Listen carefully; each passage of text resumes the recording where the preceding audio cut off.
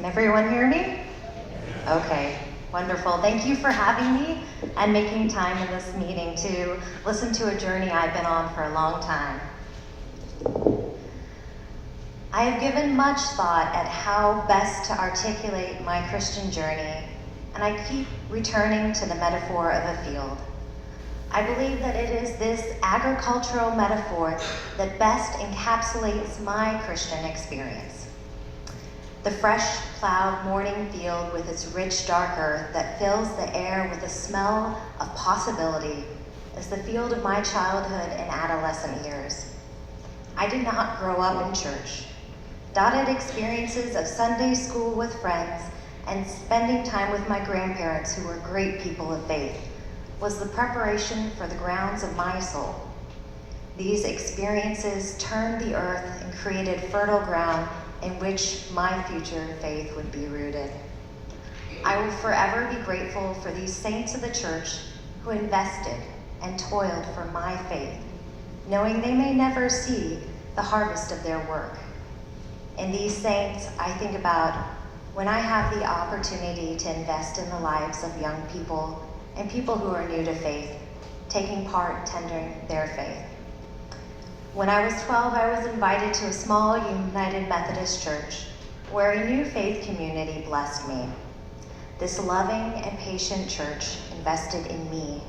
They planted the seeds of faith, cared for and nurtured that vulnerable faith as it started to sprout and take growth under the soil.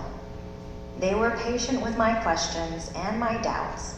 They encouraged me to keep growing by providing the opportunities to be part of the leadership of their church. They saw God's divine image in me, and they nurtured it until I began to see it working in me. In my early 20s, my faith rooted deeper, and it sprang from the earth and flourished in the bright light of hope and possibility. During these years, I worked 3 summers at a United Methodist camp, and during the year worked for a Methodist and 2 Presbyterian churches as their youth director. These positions challenged and grew me in ways I was not prepared for. These years were also personally challenging as I dealt with the loss of family members and the challenge of caring for an ill father. This season of life taught me about vulnerability, about grace, and about how important faith is in hard times. It was also where I saw a new side of God. The omnipotent deity of the universe was also a tender father who was drawing me close in times of trouble. These real-life experiences provided the pruning of my adolescent faith. This season of life was also where a new and unforeseen part of my faith sprung up and took root. It is where I first heard my call to ministry. My love and desire to help others, serve the church, and walk with God turned from being an important part of my life to being God's plan for my life. I was unsure at what this call meant for me, and I had no idea how it was going to radically change my life. At this time, I looked out on my field of faith, and it was beautiful, lush, green meadow, alive and dancing in the spring wind. Was this not enough? Could there be more?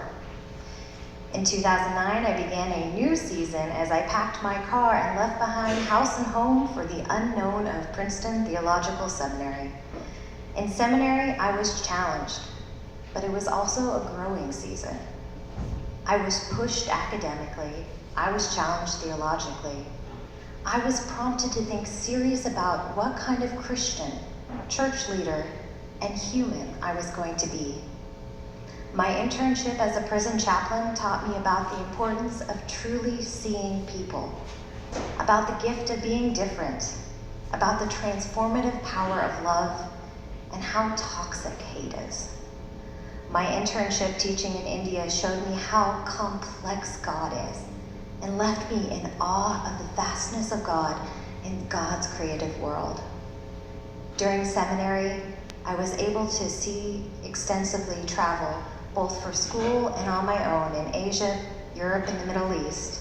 With each trip I took, my world opened up, and it became more vast, and with it, so did God. I graduated seminary with my MDiv and MA in Christian education in 2013, and was about to embark on another adventure. I followed a call to Hong Kong to first serve as the youth director, and then as the director of education for Union Church. At the time I left for this new call, I was amazed at how much I had grown and how vibrant and mature my faith looked. My field was teeming with the vibrant colors of wildflowers, of the diverse texture of youthful shrub. It was buzzing with life, with fragrance, with God, and the movement of the Holy Spirit. Once again, I found myself asking, could there be more? My 3.5 years in Hong Kong was a different kind of growing season. While there, I was able to dramatically expand my skill sets and learn a lot about my strengths and also my growing edges in ministry. I saw God using me in new and creative ways. It was also in Hong Kong that I took up the difficult task of discerning if I was in the right denominational home. When I left Hong Kong, I still saw the lush grass of my adolescence and the colorful fauna of my time in seminary. But now there were more robust trees of real life experience growing in my field of faith. They grounded me deeper, but they also complicated the field, shaping and contorting the landscape in ways that were irreversible. And now I find myself at the beginning of a new season, wondering how my current and future endeavors will shape and change me, will challenge and grow me into a better person, a more faithful member of the church and of the world. At the start of this new season, the words of Ted Loder in his poem, "I Tremble on the Edge of Maybe," resonates in my ears. I tremble on the edge of maybe, a first time, a new thing, a tentative start, and the wonder of it all lays its fingers on my lips. Thank you.